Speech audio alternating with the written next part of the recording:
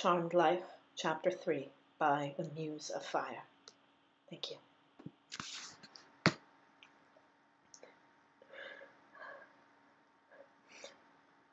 Rumpelstiltskin knew the dark curse would come at a price.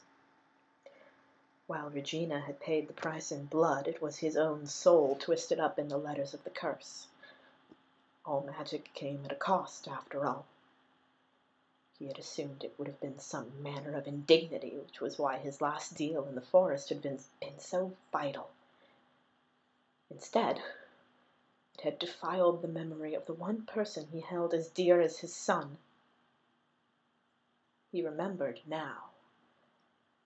He had always remembered dark hair and pale skin and bright, clear eyes. A kiss that Cameron Gold always believed was his first with Mary Margaret was nothing of the kind. It belonged to someone much more important. When Mary Margaret. He couldn't see Snow White in that sweet and harmless little mouse. When Mary Margaret nestled against him the previous night, when she put her arms around him, all he could recall was the first and only woman to do that in the hundreds of years before the curse. It was too much to stand. Resting in the arms of a lie, letting her face continue to blot out the one he truly loved. He knew he could remember her. He knew he could.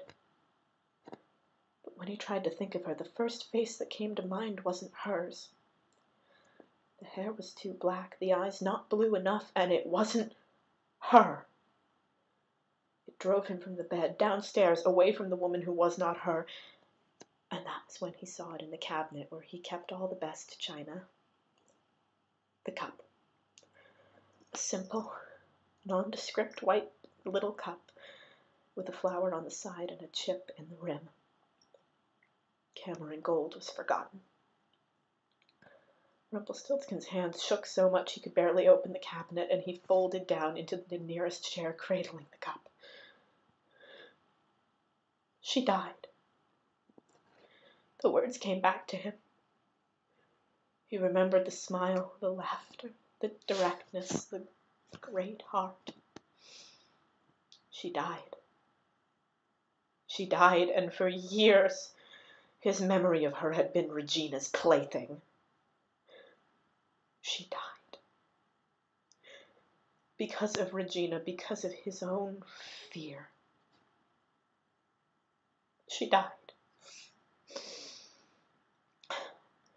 He used his sleeve to gently clean the cup, the chip, the delicate handle. If tears fell, he ignored them, all of his attention on the fragile reminder of a brief and happy time which had been twisted around and used against him. He returned the cup to the cabinet and sat silently in the dark. There would be reminders of Bay, no doubt. But that was one secret that Regina had never uncovered. She knew about Belle. She had used that. Bay, though. Bay was his great secret. And now, Bay was the only thing that was safe when Regina ransacked his mind and turned his emotions about, making him dance like a puppet with her hated stepdaughter. It was the curse and her pettiness that made it so, but it didn't make it any easier to stomach. The memories might have been cultivated and planted, but that did not change the fact that Cameron and Mary Margaret Gold were man and wife.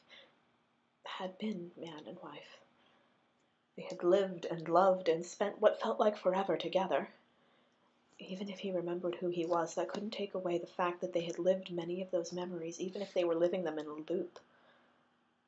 Rumpelstiltskin felt drained, but he knew he could not bask in it. Regina had forced them all into this situation, and now the Savior was in town. Things would start to change. He would have to ensure that they picked up speed, too. He would have to find out whether Snow White's Charming still lived. He would have to find some way to dissuade his wife from touching him.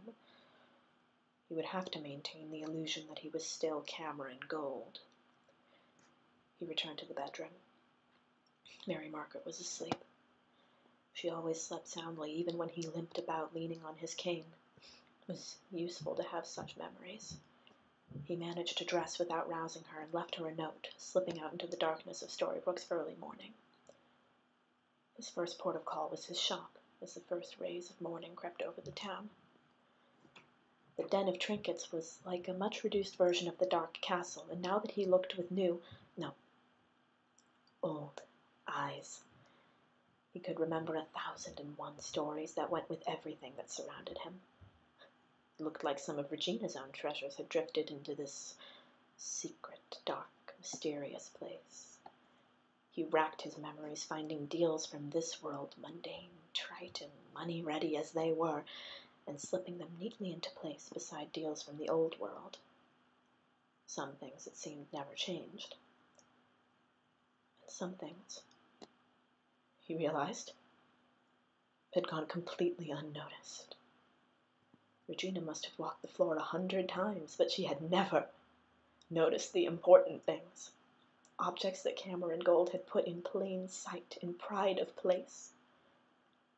His heart thundered at sight of a hand-stitched leather ball on a stand, a child's cloak hung by the door, a clumsily carved toy rabbit inexplicably under the glass of the counter, 12 different objects, every one of which screamed his son's name at him. Somewhere, beneath the twisting corruption of the curse, some little part of him remembered what was important. Rumpelstiltskin reached out and touched the nearest object, the small leather ball. "I'm coming, Bay," he whispered.